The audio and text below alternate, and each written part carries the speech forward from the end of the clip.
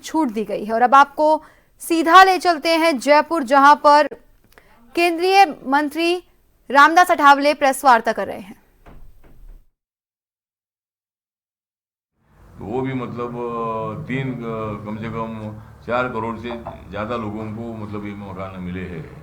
और प्रधानमंत्री आवास योजना अर्बन है, उसमें मतलब राजस्थान में 2,19,000 इतने लोगों को मतलब इसका फायदा हुआ है। तो इसी तरह मतलब अनेक योजनाओं का फायदा सब लोगों को देने का हमारा प्रयत्न है।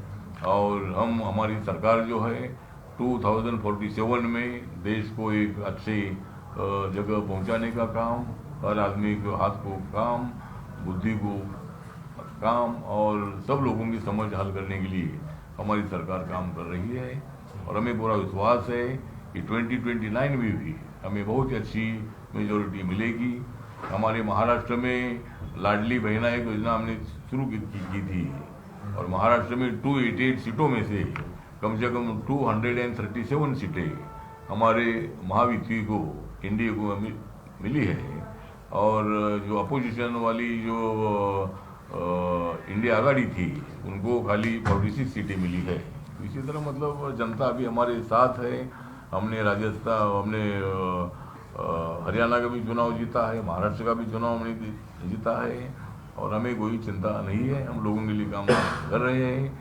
और जब एक मैं बताना चाहता हूँ, जो ईवीएम मशीन है, ईवीएम मशीन के खिलाफ कुछ लोग आवाज उठा रहे हैं, आंदोलन भी कर रहे हैं।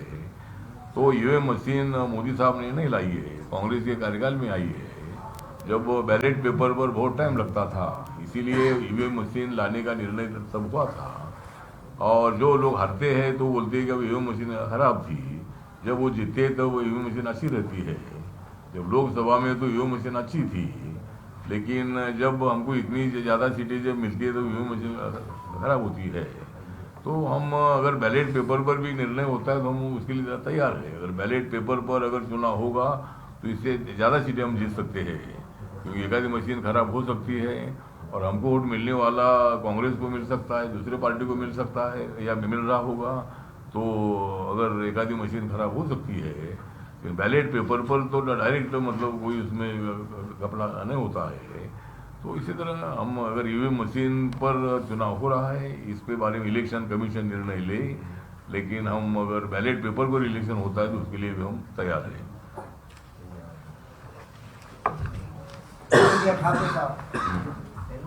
पूछिए। कोई सवाल?